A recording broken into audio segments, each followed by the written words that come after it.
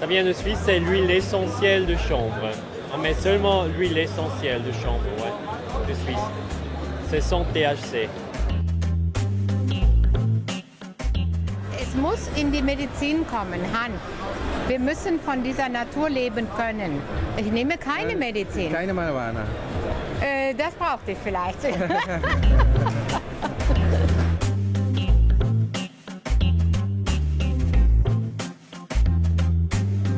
We develop techniques to separate the THC crystal from the plant. It was Lebanon and Afghanistan and in the Himalayas. That was really the hash producing countries. Now in Europe there's a lot, and especially in Holland, of course, and more recently Switzerland has become a very big substantial country for growing. This is the one for Switzerland. This is the one for Switzerland. I don't know if the Swiss are happy, but in Canada they would like it, and maybe some in Holland. And you can just have your bag and you just shovel it in.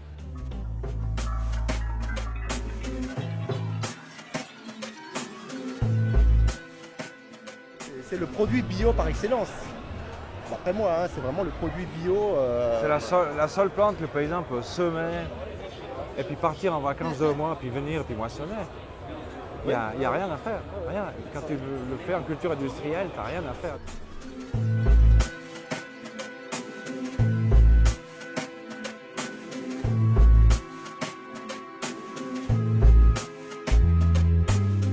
L'hydroponie est un système qui est très propre, très rapide, très léger, très maniable. Donc le cannabis est en train de se développer dans les villes, les grandes agglomérations. Les gens ont cherché un moyen de pouvoir cultiver leurs plantes. Une des idées principales du cannabis business lorsqu'il a été créé au départ, c'était de dire nous voudrions montrer à la société que tout en fumant du cannabis, nous sommes capables d'être des gens responsables, bien insérés dans la société, créateurs d'emplois, en bonne santé avec des familles qui fonctionnent bien.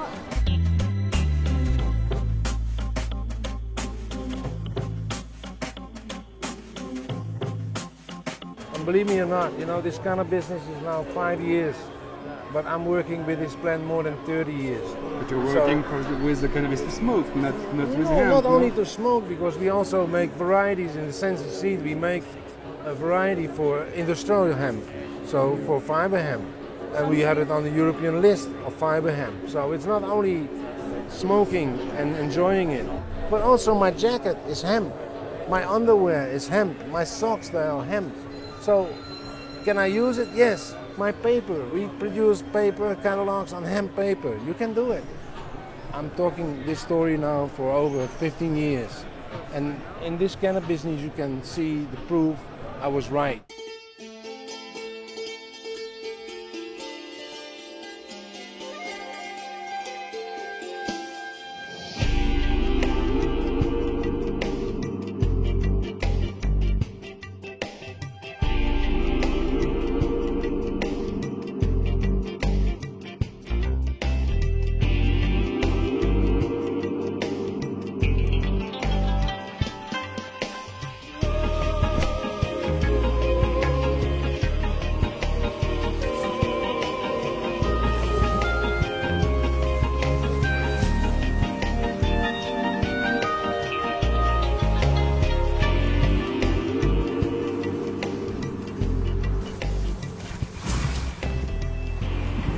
Oh là là, ça c'est super.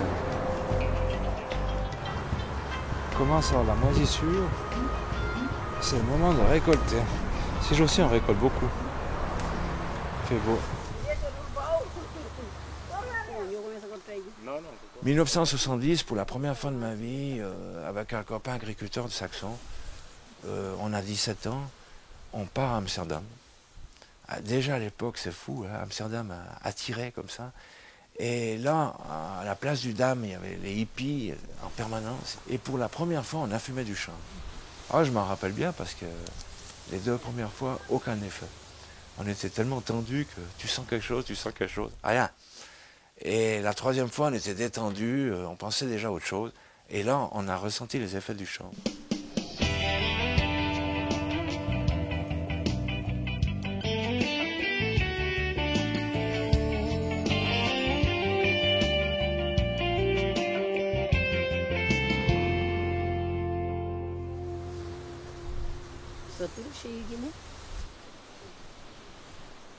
On a ramené 500 grammes de chanvre qu'on a acheté là-bas par lot de 50 grammes de l'herbe marocaine qu'on ne trouve plus de nos jours sur le marché européen. Il y avait de la thaïlandaise, de l'indienne, il y avait de la jamaïcaine. C'était un cocktail quasiment mondial. Il y avait de l'Amérique centrale aussi, la mexicaine. L'année suivante, donc 71, je choisis des graines de tout ce lot et puis je sème pour la première fois du chanvre. Comme tous les paysans du monde, j'ai fait une sélection naturelle. C'est-à-dire j'ai consommé le meilleur chanvre que j'avais, celui qui me plaisait le mieux. J'ai gardé les graines de ce chanvre-là et je les ai ressemées chaque année. Et à la longue, il y a une sélection naturelle qui a été effectuée par moi et la nature. Cette variété s'est adaptée à notre climat, s'est adaptée complètement.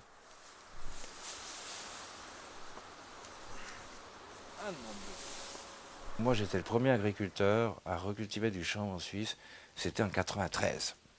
Et puis en 93, on était parti sur la tisane de chanvre, mais on a eu un problème avec un juge, il a détruit la récolte. Nous, on a tout bêtement interprété la loi à notre façon, qui est juste. Hein. Il est interdit de cultiver le chanvre en vue de produire des stupéfiants. Nous, on a cultivé du chanvre en vue de produire autre chose, c'est-à-dire de l'huile alimentaire. Et c'est là que vraiment on était connus dans les médias, c'était le lancement de l'huile de chanvre des Alpes. Le juge avait séquestré les cultures, après il était obligé d'autoriser la moisson. Et c'est en 1995 qu'on a vu en Suisse arriver d'autres agriculteurs qui cultivaient du chanvre. Et tant mieux, il faut que le chanvre soit cultivé partout, dans tous les cantons. Et puis ensuite, il y a eu donc la création de Balchanvre à la fin 1995. On avait cette huile de chanvre des Alpes. On a aussi fait des huiles de massage parce qu'on s'est aperçu que c'est une huile mais très performante dans les cosmétiques. L'année suivante, 1996, on a fait nos premiers essais de distillation de chanvre pour l'obtention d'huile essentielle. Et on s'est aperçu que le chanvre était également une plante riche en huile essentielle, ce qui nous a permis de développer d'autres produits. Et aujourd'hui, au commencement du 3e millénaire, Balchanvre est une société qui travaille à peu près une 60aine d'articles différents, dont la plupart sont faits par nous-mêmes, ou bien dont on fournit les matières premières. Rudolf Steiner, dans les années 1925, dans une conférence aux agriculteurs, il a dit, dans des temps futurs, si on donne des protéines animales à manger aux vaches, elles vont fabriquer de l'urase, ça va venir dans le cerveau des vaches et elles vont venir folles. On va se passer de ces protéines animales, j'espère que le cas il va être réglé dans toute l'Europe. Donc, qu'est-ce qui nous reste comme protéines végétales? Bien sûr, on a les protéines de soja. Mais comme vous le dites, là, il y a le soja transgénique. Le soja, c'est une culture qui demande pas mal d'eau, beaucoup de chaleur et beaucoup de pesticides. En comparaison au soja, le chanvre, il est très très bien placé. Et maintenant, disons, on est devant l'ouverture du marché récréatif. Et ça va changer toute la donne du chanvre suisse. Passe à un marché qui pèse 2 milliards de francs suisses, qui représente 5000 hectares, et que la paysannerie suisse se réjouit de reprendre en main.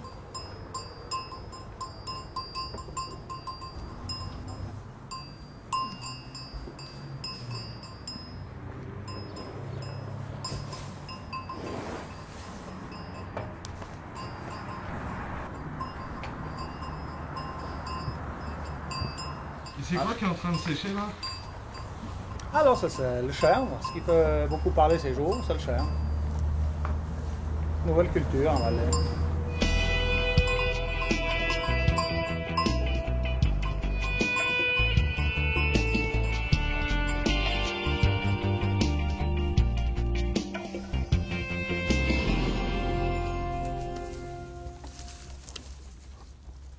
Moi, mon boulot, j'ai un contrat avec la maison Balchanvre, avec Bernard. Moi, je suis payé au mètre pour planter et récolter. Après, c'est plus de mon sort, si tu veux. Donc moi, mon boulot, c'est de planter et de récolter, c'est tout. Si je travaille ici, sur cette récolte, j'ai jamais eu de mauvais bruit. Jamais personne m'a dit fallait pas faire. Justement, on m'a dit fais ça pour te démerder, quoi. J'ai planté 30 000 mètres avec ma femme en une semaine. Et la récolte se fait, comme j'ai dit l'autre jour, avec des gens de l'ORP, du chômage. J'ai besoin de personnel, ils viennent.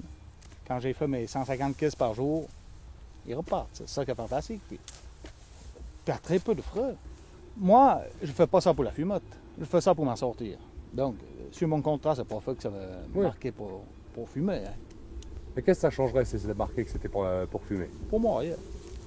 On sait qu'il y a le 10% de la population suisse qui fume. Alors, tout le monde est au courant. Hein. Ils ne sont pas obligés de fumer non plus. C'est comme le verre, ils ne sont pas obligés de le boire. Il faut une grande surveillance, hein, surtout la nuit.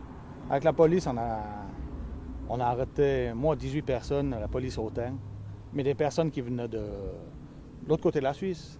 Mais ils savent pourquoi ils venaient ici.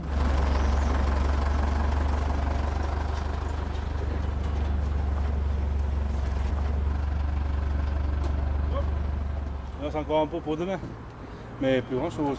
C'est bientôt fini. En tout cas, la qualité, ça va super. Ouais. Puis la quantité aussi, bon. Mais jusqu'à présent, on n'a pas.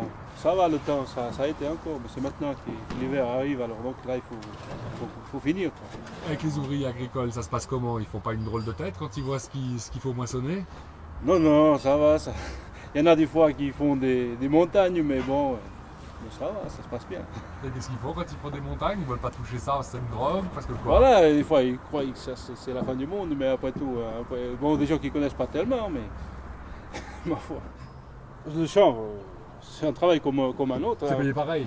Exactement. La journée horaire est payée pareil. Ouais, exactement, c'est un travail agricole, c'est tout.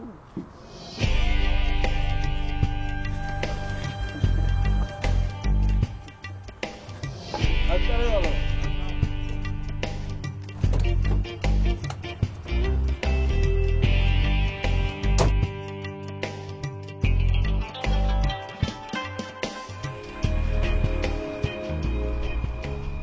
Alors ça, c'est du chanvre industriel, donc semé à 40-50 kg de semences à l'hectare. Et puis le but de l'opération, c'était d'en tirer la graine alimentaire, parce que c'est une variété turque qui donne une graine qui a très très bon goût au niveau de l'huile, de tous les produits qu'on pourrait faire avec la graine. On arrive à la fin octobre, la maturité de la graine, elle n'est pas bonne.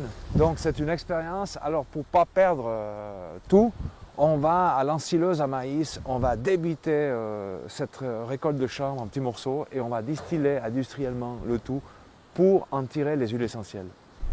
Ce qui est remarquable quand même de notre expérience ici, c'est, si vous voyez le chanvre qu'il y a derrière moi, il atteint quand même une hauteur de 1,50 m, comme ça environ. Mais à côté de nous, là, on a du maïs. Et ce maïs, il a énormément souffert de l'eau cette année parce qu'il y a eu de la sécheresse ici. On voit que sur le même terrain, quand ça se met à peu près à la même époque, le chanvre se comporte mieux que le maïs, résiste mieux que le maïs à la sécheresse. Là, on apprend différemment de ce que les Français ont fait jusqu'à maintenant ou les Hollandais. Et on essaye de faire des choses différentes. Et puis pour ça, il faut faire des expériences en grand, quoi. Si on arrive à les rendre positives puis à régler les problèmes techniques, après, c'est 50-100 hectares qu'on fait. Et puis après, ça vaut la peine d'envoyer les machines.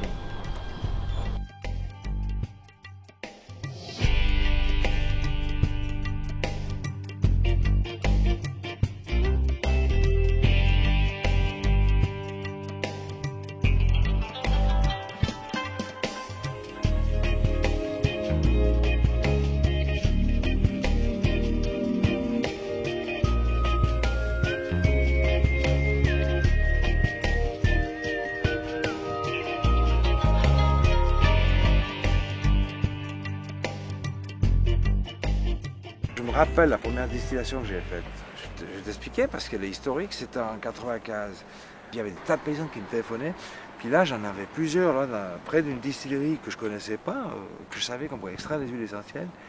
Et puis on a voulu essayer, voir une fois s'il y a des huiles essentielles de chanvre, comme il y a des huiles essentielles de thym, de romarin et toutes sortes de plantes.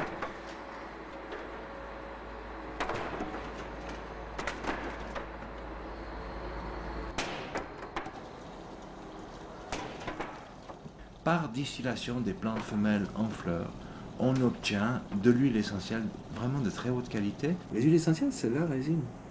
D'ailleurs, on voit les cultivateurs de plantes à huile essentielle, ils parlent de résine, de thym, de romarin, il a plu, il faut attendre que la résine se refasse et tout. C'est ça qui donne les huiles essentielles. C'est des huiles essentielles, la résine. Bien sûr qu'un camion comme ça, je ne peux pas le goûter. Je suis en train d'emménager mon nouveau laboratoire, c'est pour ça que c'est la pagaille. Et puis qu'il y a des flacons partout, des produits partout, parce que je dois continuer à livrer mes clients, vu que je suis le seul fabricant, grosso modo, de produits de parfums biologiques, de parfums 100% naturels, de parfums 100% végétaux. Moi, je travaille dans des conditions modestes parce que personne n'a jamais cru que les naturels pourraient reprendre position sur le marché. Et effectivement, je suis un des derniers compositeurs de parfums producteurs, c'est-à-dire que je fabrique les concentrés de parfums pour des clients qui peuvent à ce moment-là bénéficier de mes connaissances et peuvent se fournir en parfums naturels. Et pour d'autres qui sont producteurs, qui font des huiles essentielles biologiques, eh bien à ce moment-là je suis acheteur puisque effectivement je suis intéressé par toutes les essences possibles et inimaginables, y compris les nouvelles essences parce qu'il y a beaucoup d'essences qu'on ne connaît pas. Quand j'ai commencé à 17 ans chez Antoine Chiris, qui était une vieille maison grassoise de produits naturels, il développait le complexe de la synthèse, c'est-à-dire qu'il n'avait que des naturels et il se sentait complètement dépassé. Progressivement, on m'a fait comprendre que j'étais plus du marché et que les naturels, c'était terminé, c'était Jurassic Park, quoi. Les parfums, par exemple, Sativa ou Indica qu'a fait Bernard, est-ce que ce sont des parfums 100% naturels? C'est moi qui les ai faits, ils sont 100% naturels. Par exemple, là, hier, j'ai été chercher là, chez lui 2 variétés d'huile essentielle. J'ai choisi parmi ce qu'il m'a proposé, ce qui me convenait le mieux par rapport à mes fabrications, mais je sais que je peux avoir d'autres qualités d'huile essentielle chez lui pour d'autres parfums, etc. C'est un excellent produit à utiliser dans les parfums. Il est extrêmement puissant, très rentable, très efficace. C'est quelque chose de très intéressant pour un parfumeur, ce genre de matière première. Surtout qu'il y a des variantes, parce qu'il y a des huiles essentielles de chanvre qui sont plus dans des notes estragon, d'autres qui seront plus dans des notes basilic, d'autres qui seront dans des notes boisées, d'autres qui seront dans des notes fruitées, d'autres qui... il y a une variété invraisemblable selon les variétés de plantes. S'appuyer sur des produits traditionnels et naturels qui ont fait leurs preuves pendant 2-3 000 ans, moi je trouve ça assez sage. Et je trouve qu'aujourd'hui, les gens ont droit à avoir des produits naturels. On ne peut pas éliminer ces produits du marché, comme ça s'est fait ces dernières années.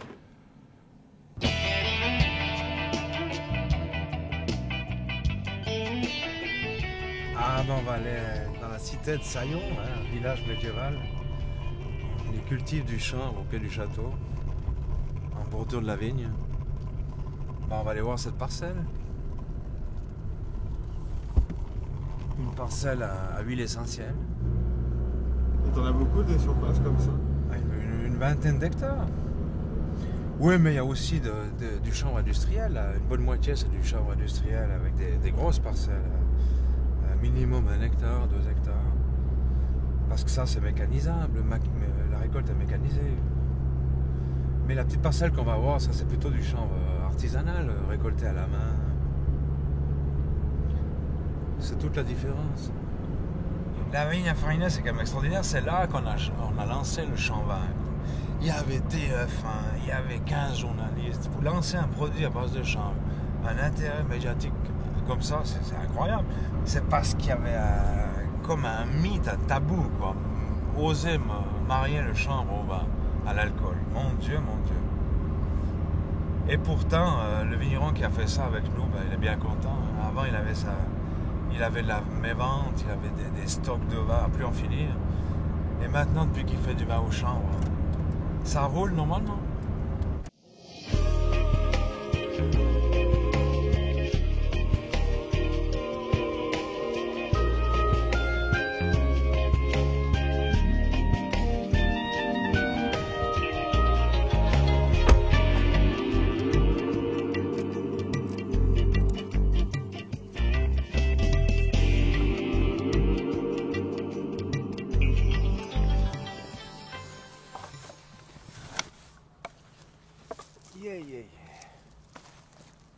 Ça, c'est des variétés tardives.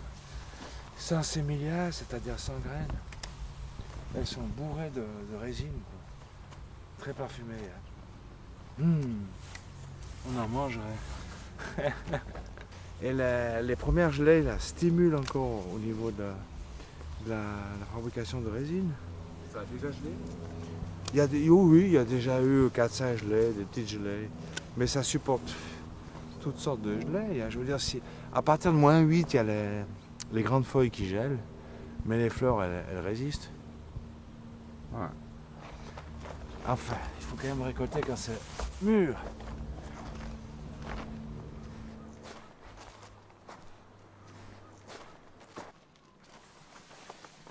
Comme en ce moment, on a une crise vitivinicole. Trop de baisse de méventes, baisse des prix, baisse les producteurs qui pleurent et tout. Il y a des faillites, il y a des drames. C'est le moment de remplacer une partie du vignoble par du chanvre à but médical et récréatif.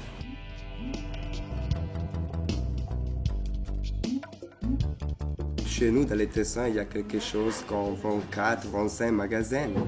Dans la Suisse entière, on a 250 magasins plus ou moins, qui sont consacrés seulement au chanvre et aux produits qui sont dérivés du chanvre. Et sur ces 250 magasins, combien vendent du chanvre en fleurs? Mais presque tout, c'est une des possibles utilisations de la fleur. Ils ont des odeurs très très typiques, très très aromatiques. Pour le moment, c'est pas légal de fumer la consommation, c'est pas légal, il y a des amendes.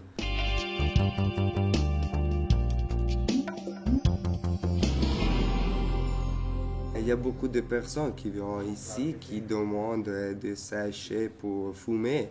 Officiellement, il n'y en a pas. On ne peut pas vendre quelque chose à fumer et on ne sait pas si, on ne va pas dire si c'est bon à fumer, mais seulement les odeurs. On va juger les fleurs pour les odeurs, pour la grandeur et pas pour la possibilité à les fumer ou pas.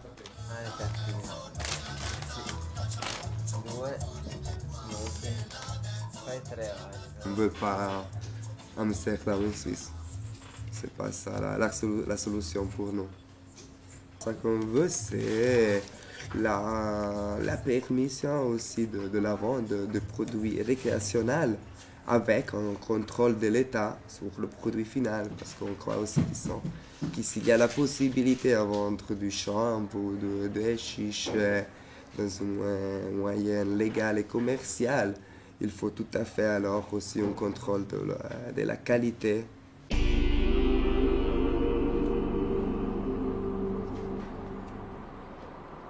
C'est la feuille de chanvre ou bien la feuille de cannabis, on peut l'appeler comme on veut. Moi, personnellement, j'ai pas encore compris la différence entre le cannabis et le chanvre. D'après moi, le cannabis c'est le nom latin et puis le chanvre c'est le nom français. Bah là, la différence on la voit.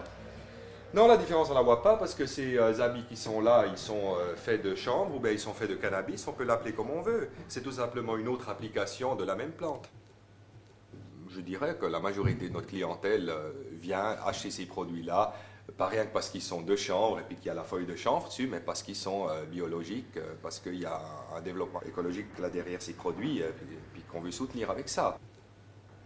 Pour un magasin du chanvre, pour moi, logiquement, tous les produits qui ont à faire avec du chanvre en font partie, les papiers à rouler et tout ce qui a à faire autour du chanvre récréatif ou bien du cannabis récréatif en font partie. T'en as des sachets Tonter là? Le modèle des sachets qu'on a pour le moment, c'est ça. On a plusieurs sortes. Une, ceux-là, Walliser Queen. On voit qui est bien rempli avec des petites fleurs. C'est un produit avec l'avenir et on essaye aussi de monter un magasin et puis une chaîne de distribution qui a un avenir.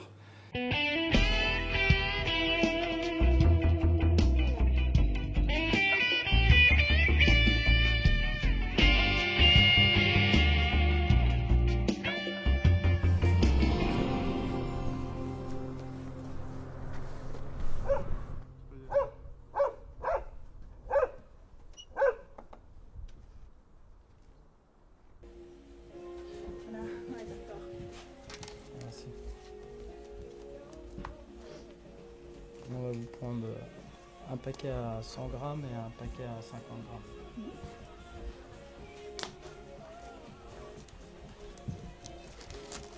C'est 180 s'il te plaît. 180. Voilà. Merci bien.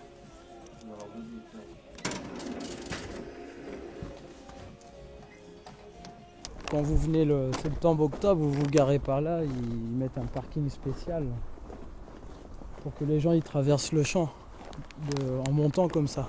Il y a un passage exprès, et vous traversez le champ et vous voyez les plantes à vue d'œil pour éviter de les toucher parce que c'est quand même surveillé.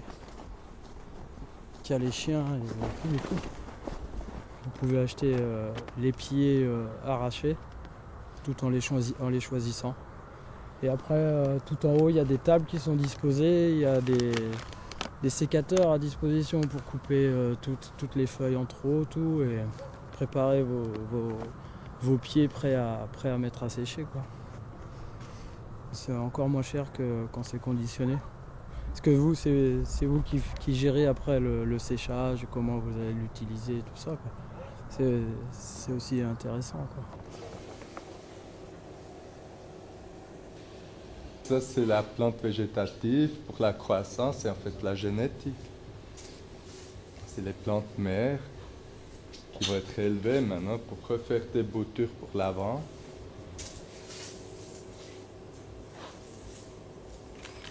Ça n'a rien à voir avec production de l'herbe. Moi, mon but, en fait, c'est aussi pour ça que je n'ai jamais vendu de l'herbe ou des sachets odorants. Moi, mon but, c'est de garder une génétique, d'améliorer la génétique. Et pour moi, il y a beaucoup plus de valeur là-dedans que dans la vente de l'herbe. C'est comme j'ai dit, il y en a qui le font pour se faire de l'argent, il y a des autres qui ont un autre but, qui est par exemple de refaire des plantes qui sont génétiquement fortes pour être cultivées à l'extérieur comme à l'intérieur. Pour la médecine, qui peut être une idée très intéressante, où il y aura quelque chose à faire. Et il y a aussi de plus en plus des médecins, des homéopathes, des gens qui font des demandes pour pouvoir acheter et traiter des patients. Le magasin n'a rien à voir avec ce que je fais dans mes salles de recherche. C'est bien séparé l'un de l'autre. Ça ici, c'est accessible à tout le monde. Tout le monde peut venir voir.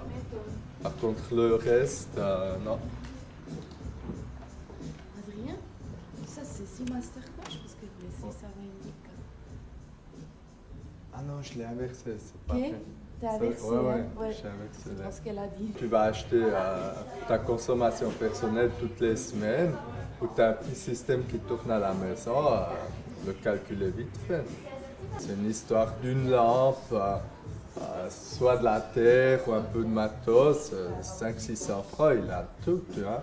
Aujourd'hui, ils sont tellement occupés avec ce qui s'est passé avec le chanvre agricole, sur les champs ou comme ça. Ça a tellement éclaté qu'aujourd'hui, je ne pense pas qu'il va se passer grand-chose si maintenant la police débarque chez un qui a une lampe et quelques planteuses sous. Le cannabis n'est pas légal en Suisse et sur le principe et en principe, sa consommation et sa vente au su et au vu de chacun est réprimée. Cette répression a eu tendance à s'accélérer d'une manière qui est en complète contradiction avec la discussion politique que nous connaissons en vue de sa dépénalisation.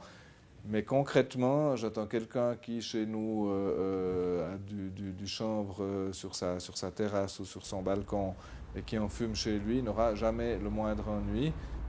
Dans le projet qu'il présente au Parlement, le gouvernement a choisi la version la plus modérée des possibilités de libéralisation qu'il existait, en se contentant de proposer la dépénalisation de la consommation individuelle de ce type de produit, la question restant ouverte de savoir si cette dépénalisation s'appliquera à toute personne ou simplement aux personnes majeures, et de dépénaliser aussi la vente de ce type de produit pour des petites quantités.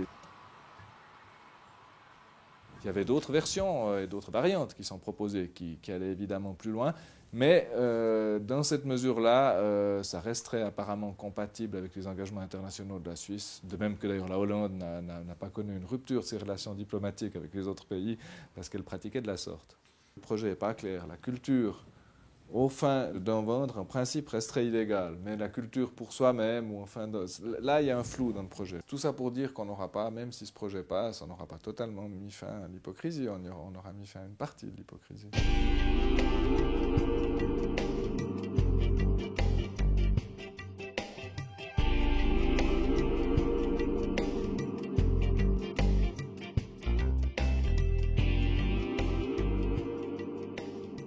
J'ai écrit au commandant de la police cantonale, Guéguer, pour lui dire qu'avec ma société Balchamp, que j'avais l'intention de mettre en vente des coussins thérapeutiques.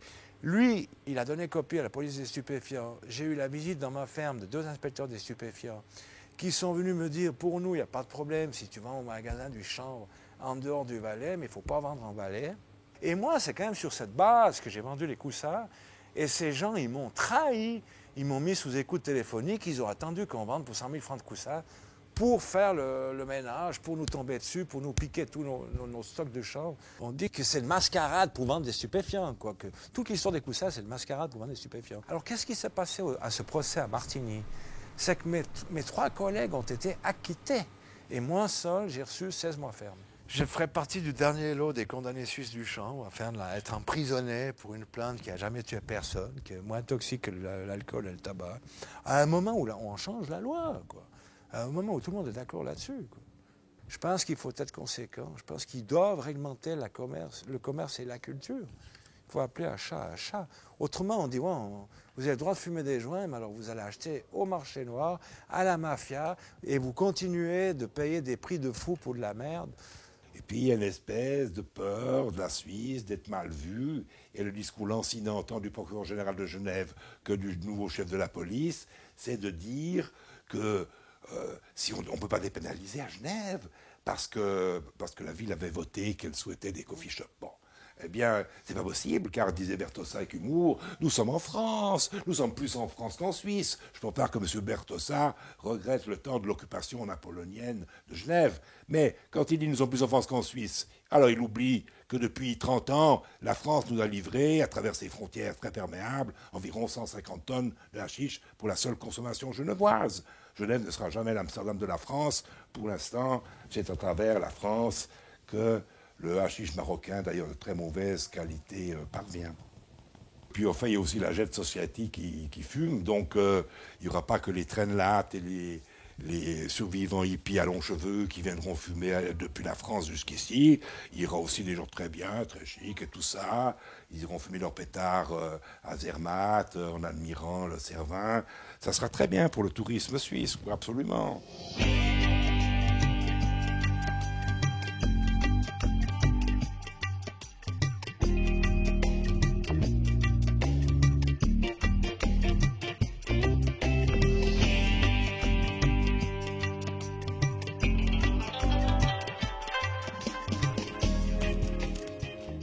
Au début, c'était une sorte. Elle s'est développée comment?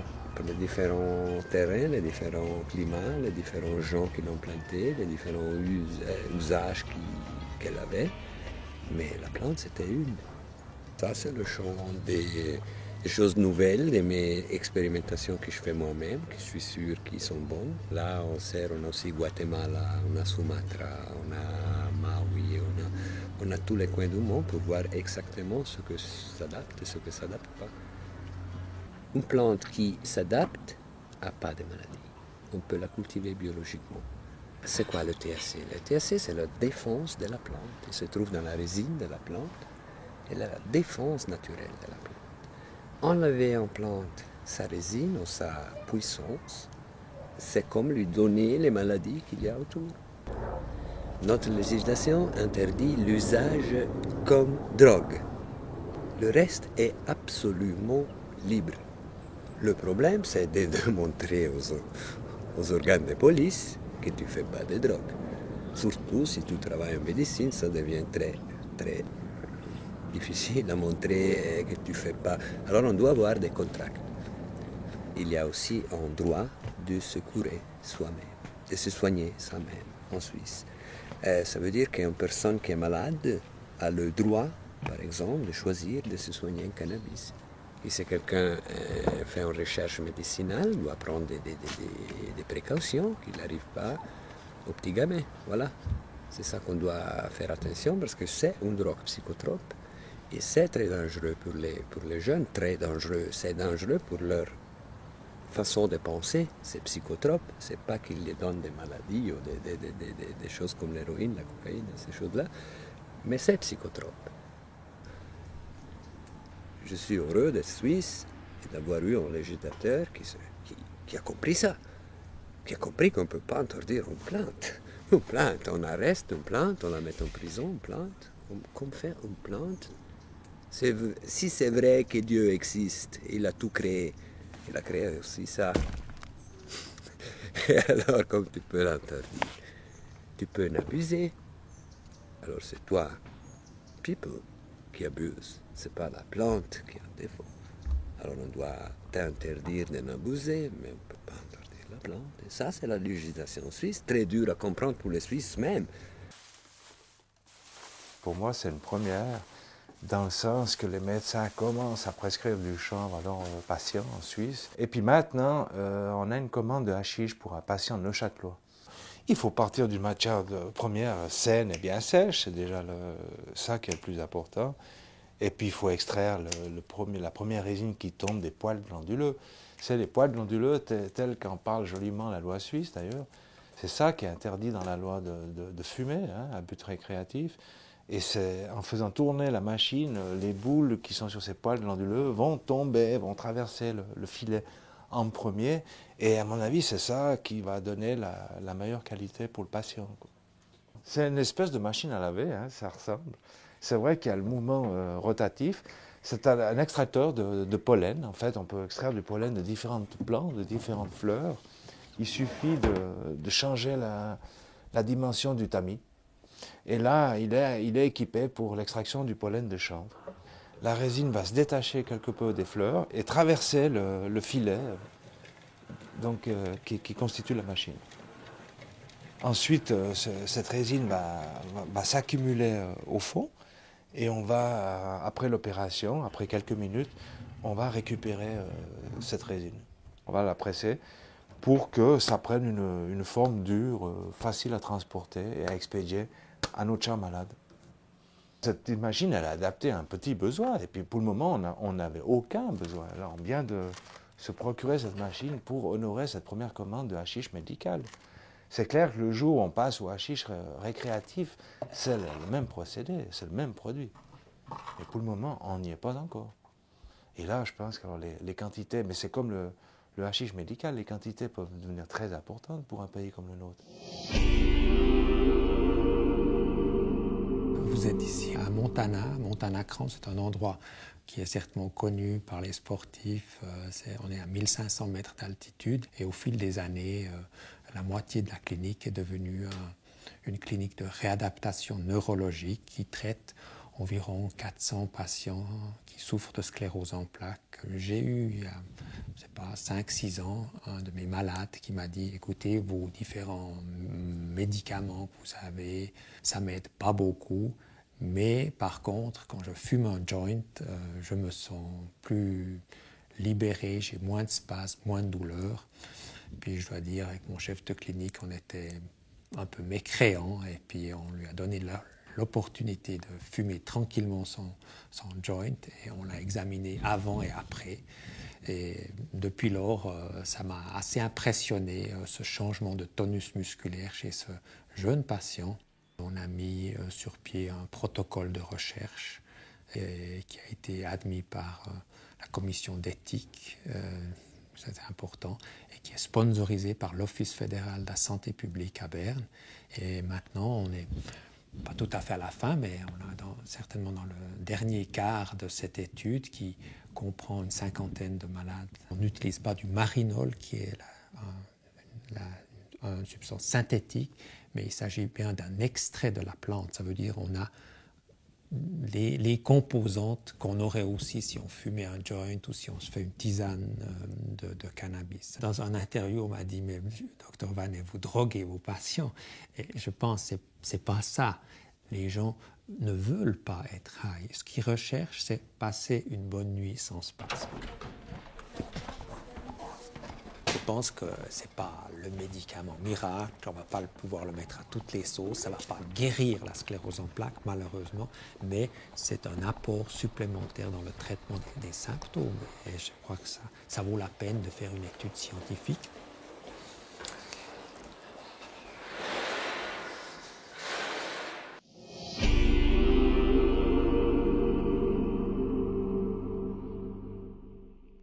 bien marre des médicaments que je prends chaque jour. Si ce sont des vitamines ou des autres médications que vous prenez peut-être aussi, pas seulement pour la sclérose en plaques, parce qu'on vieillit quand même, il faut avoir des autres petits produits à gauche et à droite. Et finalement, chaque matin, quand je prends 10 à 12 comprimés, je me pose vraiment quelquefois la question, qu'est-ce que tu fais ici? Et puis les injections chaque jour et tout ça. C'est pour ça qu'on commence quand même à se poser les questions. Est-ce qu'il y a au moins des médicaments là? Bien sûr. C'est parfait. Alors, au fond, maintenant, je pense qu'elle vient justement apporter les mêmes médicaments. Exactement. Merci. Monsieur, je suis là tous les jours. Je passe tous les jours voir les gens qui font partie de l'étude pour voir comment est-ce qu'ils supportent leur dose et puis adapter les traitements. Donc, c'est eux qui vont me dire s'ils l'ont supporté ou pas. Et moi, je vais indiquer ça à la pharmacienne qui va donner la dose diminuée, l'adapter en fonction de ce que les gens ressentent. Alors, elle est aussi aveugle, n'est-ce pas? Ça veut dire qu'elle va seulement dire à la pharmacie la personne a supporté ou pas supporté, mais eux, ils savent si c'est du placebo ou pas du placebo et ils adaptent la dose pour de la journée prochaine par rapport aux indications qui ont été données. Enfin, il faudra voir les données à la fin, mais en tout cas, concrètement, là, dans le quotidien, les gens sont plutôt contents de l'effet du THC. Ils disent qu'ils ont moins de spasmes, qu'ils dorment mieux, qu'ils sont bien. Je conduis des voitures, je fais tout, je n'ai aucun problème. Je n'ai pas du tout problème de vertige, nausée, n'importe où. Moi pas. Peut-être les autres, mais le docteur Ranet peut certainement mieux dire ça sur les autres patients. Moi, personnellement, j'ai rien. Nous, on doit observer pour voir à quelle dose il y a ces phénomènes psychoactifs, justement, des hallucinations ou des états d'angoisse. Et c'est clair que le protocole est fait de telle sorte qu'on monte successivement les doses pour justement trouver la dose qui réduira les spasmes, d'une part, sans être nécessairement trop psychoactive ou psychoactive d'une façon gênante. Comme je viens comprendre, c'est sur une base toute naturelle. Alors, je donne aussi encore une sécurité additionnelle, quand on dit c'est A naturel, et B, ça nous aide quand même à mieux dormir, certainement la nuit. Pour la nuit, c'est composé, je pense, aussi pour réveiller plus relax, parce que le matin, c'est quelquefois, ou la plupart des fois, c'est très difficile.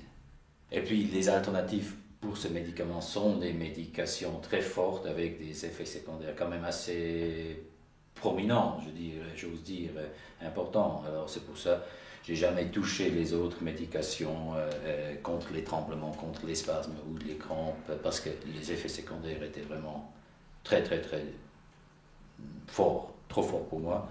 Alors j'ai laissé ça. Maintenant, avec ça, j'ai pas du tout des effets secondaires. Et j'espère que ça va m'aider. On verra bien. Bonjour Laetitia. Oui.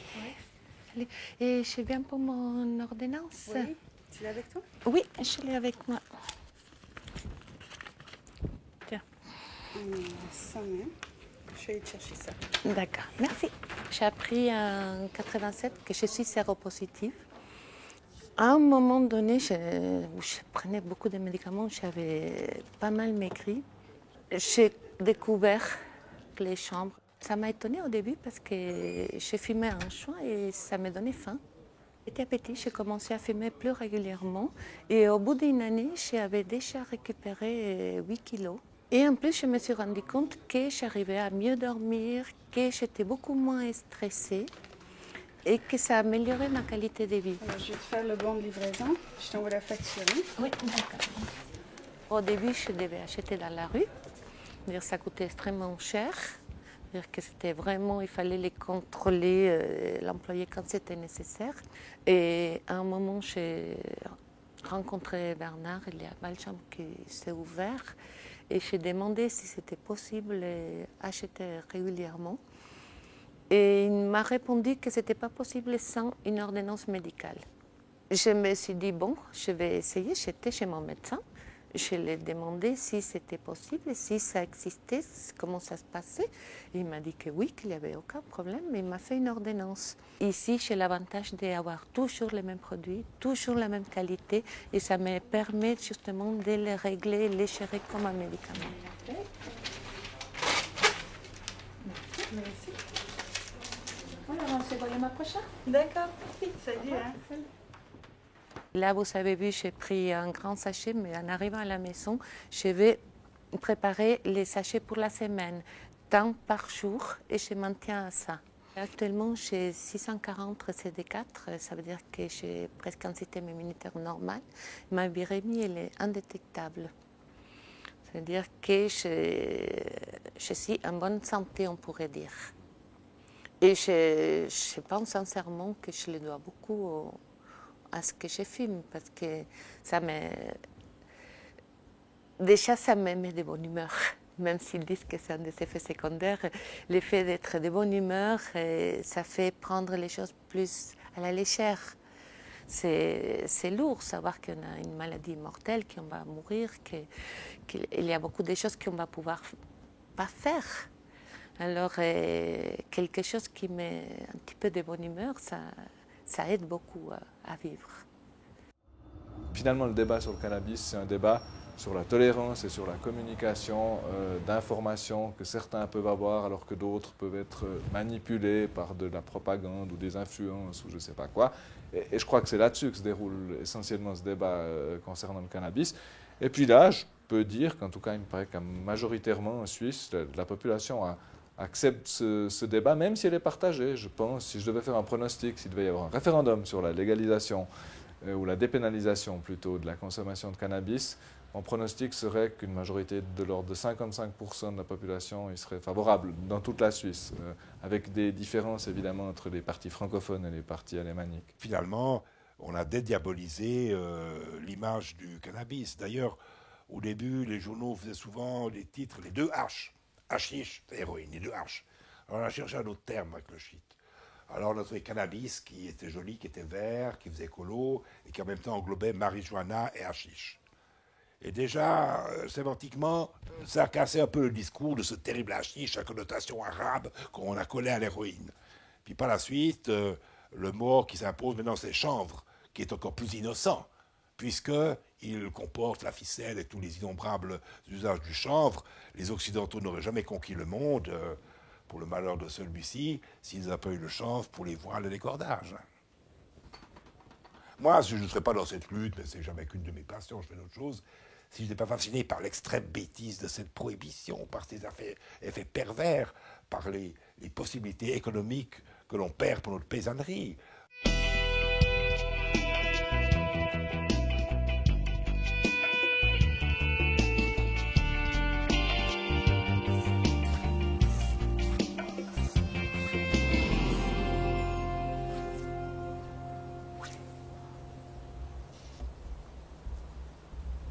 On ne peut pas continuer encore. 50 ans de répression comme on vient de vivre, c'est quelques décennies de répression, c'est pas possible. Ça coûte trop cher, la mafia rigole, non, il faut arrêter. Quand on a des problèmes avec les autorités, il faut toujours poser la question, qui c'est qui a tort? C'est pas forcément celui qui a des problèmes avec les autorités qui a tort. Au-delà des lois, il y a une question de conscience, quoi. Et ça, c'est un problème humain, quoi. Chacun, son âme et conscience, il ne doit pas avoir peur de transgresser une loi si cette loi, elle est devenue désuète, inutile et stupide. Il y a encore quelques réticences, c'est normal de la part de la population. Rendez-vous compte, ça fait 30 ans qu'on diabolise ce chanvre, qu'on dit que ce chanvre, c'est comme l'héroïne, et puis les gens, ils ont commencé à comprendre qu'est-ce que c'était l'héroïne. Ils ont vu les morts, les overdoses et tout. Alors, moi, je comprends les gens. Mais il faut discuter avec. J'ai jamais vu tellement de gens qui sont a priori complètement opposés au chanvre du moment qu'on parle avec, qu'on cause, qu'on a un dialogue, qu'on regarde qu'est-ce qu'on peut faire avec la plante, puis quels sont vraiment les dangers de la plante. Mais je connais personne qui est contre la plante. Enfin, ça existe peut-être. D'après l'Office fédéral de la santé publique, on a 600 000 helvètes à en consommer, plus ou moins régulièrement, et ça représente des milliers d'hectares qui sont cultivés à l'étranger. Moi, je ne me bats pas spécialement pour le chanvre récréatif, moi, je me bats pour une plante écologique. Et c'est vrai que ce côté récréatif, pour finir, il me motive aussi, parce que c'est vraiment stupide de maintenir une prohibition à ce niveau-là. Mais moi, je me bats pour une plante écologique, il n'y a qu'à voir le parcours de ma vie, ça a toujours été comme ça. J'ai développé l'agriculture biologique, on m'a traité de fou, d'illuminé, on m'en voulait, mais presque violemment, parce que je n'utilisais pas de produits chimiques. Ma ferme, encore à l'heure actuelle, elle n'est pas reliée au réseau électrique. C'était la première ferme en Suisse qui était complètement autonome au niveau énergétique grâce à l'énergie solaire et éolienne. J'ai dû recourir contre mon gouvernement pour installer une éolienne. Bon, après j'ai eu les excuses et tout ce que tu veux, mais en attendant j'ai dû le faire. Un autre citoyen, il n'aurait peut-être pas recouru. Et puis bon, maintenant les énergies douces, c'est une des bases importantes de la politique énergétique suisse, quoi. Alors avec le chanvre, c'est la même chose. On dérange au début, on dérange, c'est nouveau. Ça choque un peu, et puis ça passe. Hein. En attendant, la caravane, elle roule bien. Il y a quand quelques chiens qui aboient par-ci, par-là, mais il n'y en a plus beaucoup.